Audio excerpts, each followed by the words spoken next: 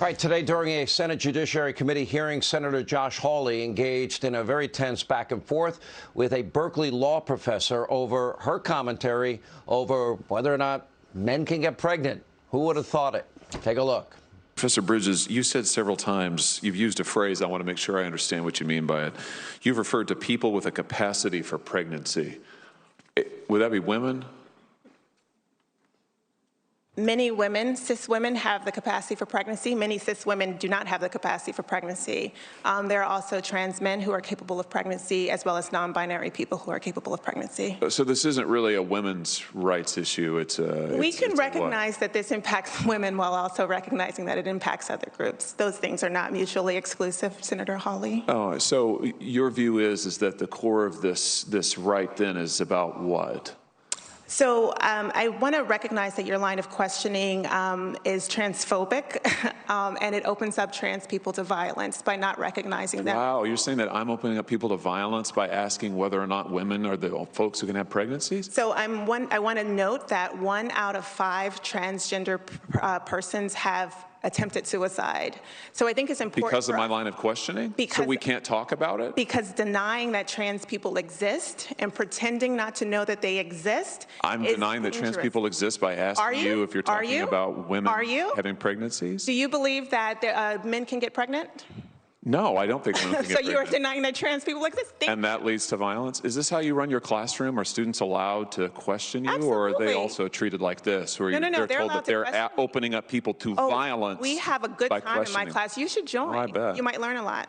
Wow, I would learn a lot. I've learned a lot just in this exchange. Absolutely. Extraordinary. Yeah. All right, here's Senator Hawley with reaction to that fiery exchange. Senator, I guess you're transphobic and you're, according to this professor, opening up trans people to violence by not recognizing them. At no time during that exchange did I see you didn't acknowledge that there are people that are transgender. Here is the modern Democrat Party today, Sean. It is that you have to say that men can get pregnant, and if you don't say it, then you are a bigot and you are responsible for violence. I mean, that is the party line. Let's not forget who invited this witness. She was there as a Democrat witness. You didn't see a single Democrat disagree with that. In fact, they're all over social media applauding her and saying, oh, that's exactly right. It's not exactly right. It's exactly crazy, which is why voters are running screaming away from the Democrat Party. This is craziness. And I tell you, Sean, they are so out of touch with America. It's just, you can't even make this stuff up. All right, so when she says to you and asks you a question, and I guess offering you a test, do you believe that men can get pregnant? And your answer was no, I don't think men can get pregnant. That led her to state that that means that you deny the existence of trans people. Okay, so if she's saying that somebody was biologically born a woman, that now considers themselves a man, you acknowledge some people do that, and some people go through whatever surgery they have. But there's no biologically born male that I know of, and I like to follow the science that I'm aware of, that would be capable of, as a biological man, of bearing a child. Is that not a fact? I think it's a fact, Sean, and you know what? But for today's Democrats and Democrat leaders, it's not only not a fact, it is religion to them that you affirm that men can get pregnant, and if you don't say it, then you are responsible for violence. I mean, this is their line. By the way, Sean, these are the same people, the same Democrat leaders who want to force young women to compete against biological men in girls' sports. I mean, now we know why. If for all the parents out there, like, why in the world do all of these Democrats want to eliminate girls' sports? Now you know why. They don't believe there is any such thing as a woman.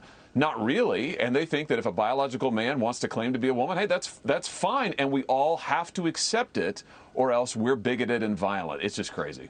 All right, so this gets into two big issues. Number one, age appropriateness in terms of what we teach our kids. This is an issue now that has come up pretty much all across the country, and that is, okay, we have to teach first graders, second graders, third graders about gender identity. I don't think that's particularly age appropriate. And the idea that you can be born biologically a man and then identify as a woman and be transgendered and then compete in female sports, As Caitlyn Jenner has said on this program, I don't really care what your testosterone levels are now. What were they when you hit puberty? That would be the time that would matter the most.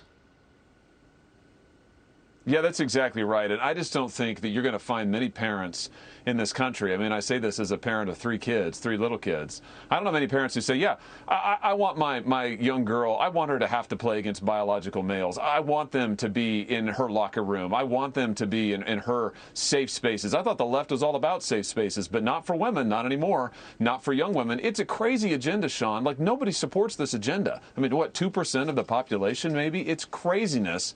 And to hear Democrats say this stuff and insist that we all affirm it. It's not just that it's their opinion. I mean, sure, you can have whatever opinion you want, but to insist that we have to agree that women should play men's sports, we have to agree that men can get pregnant, or else we are predators. I mean, that's just insane. It is truly insane. Now you're getting into a really important part of all of this. Either you agree with everything the professor is saying, or you're transphobic, 1. 2, you're putting people's lives at risk.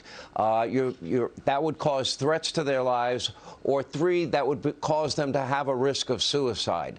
That is patently unfair if you are asking an honest question about how do you define a man, how do you define a woman, and is it your contention that biologically born men can have children?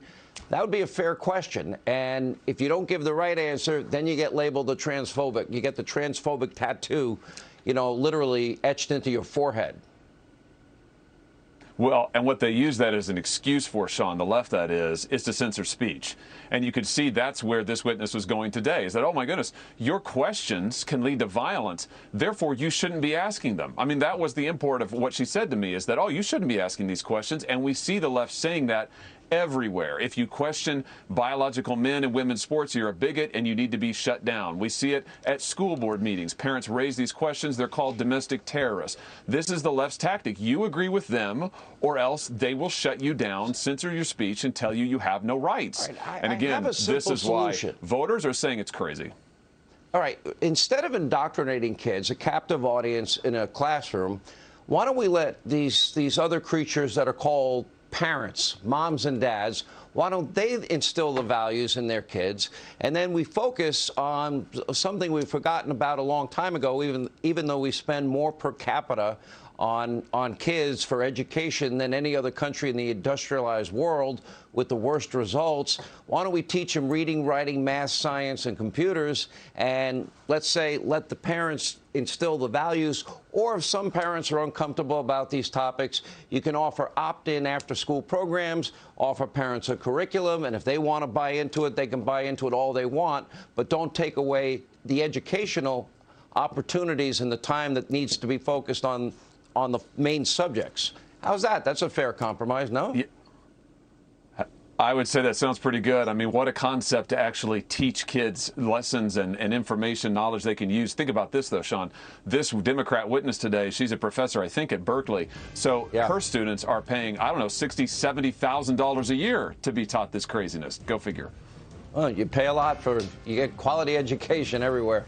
Senator, great exchange. Fascinating times. Thank you for being with us. When we come back, Manhattan's radical district attorney may be forced to back down. We've got an exclusive interview you don't want to miss straight ahead as it relates to that bodega worker as we continue. Hey, Sean Hannity here. Hey, click here to subscribe to Fox News YouTube page and catch our hottest interviews and most compelling analysis. You will not get it anywhere else.